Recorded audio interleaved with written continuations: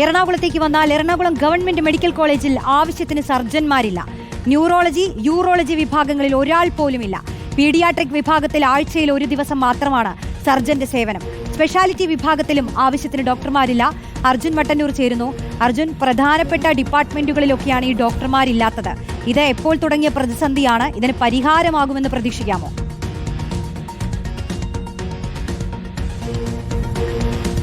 റോഷ്നി, കൊച്ചി നഗരം അടക്കം ഉൾക്കൊള്ളുന്ന എറണാകുളം ജില്ലയിലെ ഏറ്റവും പ്രധാനപ്പെട്ട മെഡിക്കൽ കോളേജ്, അതും ഗവൺമെന്റ് മെഡിക്കൽ കോളേജ്. ആ ഗവൺമെന്റ് മെഡിക്കൽ കോളേജിലാണ് ആവശ്യത്തിന് സർജന്മാരില്ലാത്ത ഒരു സാഹചര്യമുള്ളത്. പ്രധാനമായും ന്യൂറോളജി, യൂറോളജി തുടങ്ങിയ ഡിപ്പാർട്ട്മെന്റുകളിൽ ഒരാൾ പോലും ഇല്ല എന്നതാണ് ഞെട്ടിപ്പിക്കുന്ന യാഥാർത്ഥ്യം. അവിടെ അതുമായി ബന്ധപ്പെട്ട ഏതെങ്കിലും ശസ്ത്രക്രിയ നടത്താൻ ആരെങ്കിലും വന്നാൽ അവരെ ഒന്നുകിൽ സ്വകാര്യ ആശുപത്രിയിലേക്ക് വിടണം, അല്ലെങ്കിൽ കോട്ടയം മെഡിക്കൽ കോളേജിലേക്കോ മറ്റോ അത്തരത്തിൽ സമീപ ജില്ലകളിലെ മറ്റ് മെഡിക്കൽ കോളേജിലേക്ക് അവരെ വിടേണ്ട സാഹചര്യമാണ്. ഈ ഒരു അവസ്ഥ വന്നിട്ട് ഇവിടെ കുറേ കാലമായി എന്നാണ് ഡോക്ടർമാരും മറ്റ് സംഘടനകളും ഒക്കെ തന്നെ പറയുന്നത്. പീഡിയാട്രിക് വിഭാഗത്തിൽ, അതായത് ശിശു രോഗത്തിന് അത്തരത്തിൽ ശ്രദ്ധ കേന്ദ്രീകരിക്കുന്ന വിഭാഗത്തിൽ അവിടെ ആഴ്ചയിൽ ഒരു ദിവസം മാത്രമാണ് സർജനുള്ളത്. അത്തരത്തിൽ മറ്റ് ദിവസങ്ങളിൽ അവിടെ സർജന്മാരില്ല എന്നതാണ് പ്രധാനപ്പെട്ട കാര്യം.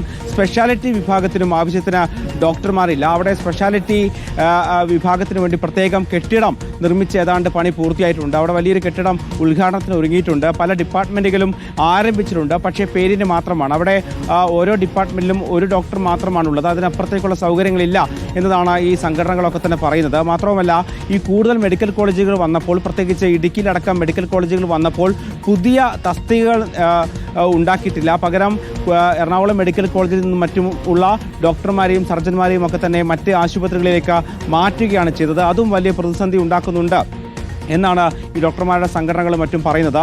നിലവിൽ അവിടെ വരുന്ന പല രോഗികൾക്കും സ്വകാര്യ ആശുപത്രിയിലേക്ക് പോകേണ്ട സാഹചര്യമാണ്. കഴിഞ്ഞ ദിവസം നമ്മൾ അവിടെ വന്ന ഒരു രോഗിയുമായി സംസാരിച്ചിരുന്നു. അദ്ദേഹം മാധ്യമങ്ങൾക്ക് മുമ്പിൽ എത്താൻ തയ്യാറായിട്ടില്ല. എന്തായാലും ഇത്തരത്തിൽ ഒരു അടിയന്തരമായി അവിടെ എത്തുകയും ശസ്ത്രക്രിയ നടത്തേണ്ട സാഹചര്യവും ഉണ്ടായി. അപ്പോഴാണ് ഏതാണ്ട് ഒരാഴ്ചയോളമെങ്കിലും കാത്തിരിക്കേണ്ടി വരും എന്ന് മനസ്സിലാക്കുന്നത്. അതിനുശേഷം അവർ പണം ചിലവാക്കി സ്വകാര്യ ആശുപത്രിയിൽ പോയി അവരുടെ ശസ്ത്രക്രിയ നടത്തുകയായിരുന്നു. ഇത്തരത്തിലുള്ള നിരവധി കേസുകൾ ഈ എറണാകുളം മെഡിക്കൽ കോളേജിലുമുണ്ട്. മറ്റ് പല മെഡിക്കൽ കോളേജുകളിലും സമാനമായ സാഹചര്യമുണ്ട്. പക്ഷേ ഇത്രയും തിരക്കേറിയ ഒരു മെഡിക്കൽ കോളേജിൽ ഈ സ്ഥിതിയാണ് എന്നുള്ളതാണ് ഞെട്ടിപ്പിക്കുന്ന യാഥാർത്ഥ്യം. എന്തായാലും കൂടുതൽ നിയമനങ്ങൾ നടത്തണം, മാത്രവുമല്ല കൂടുതൽ സർജന്മാരെ നിയമിക്കണം. എങ്കിൽ മാത്രമേ ഇത് കൃത്യമായി നടപ്പാക്കാൻ കഴിയുകയുള്ളൂ എന്നാണ് ഡോക്ടർമാർ പറയുന്നത്.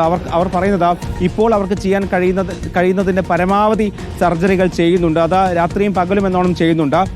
ഈ ശസ്ത്രക്രിയ ഉപകരണങ്ങൾ പലപ്പോഴും ഇല്ലാതാകുമ്പോൾ അല്ലെങ്കിൽ തകരാർ സംഭവിക്കുമ്പോഴൊക്കെ തന്നെ അതിന് സ്വാഭാവികമായും മറ്റ് മെഡിക്കൽ കോളേജിൽ ഉള്ളതുപോലെ തന്നെയുള്ള കാലതാമസം ഇവിടെ ഉണ്ടാകുന്നുണ്ട്. പക്ഷേ അതിനപ്പുറത്ത് സർജന്മാരില്ലാത്തതാണ് എറണാകുളം മെഡിക്കൽ കോളേജിലെ ഏറ്റവും പ്രധാനപ്പെട്ട പ്രതിസന്ധി. അതിൽ തന്നെ യൂറോളജി, ന്യൂറോളജി തുടങ്ങിയ ഡിപ്പാർട്ട്മെന്റുകളിൽ ഒരാൾ പോലും ഇല്ല എന്നതാണ് ഏറ്റവും പ്രധാനപ്പെട്ട കാര്യം. റോഷ്നി.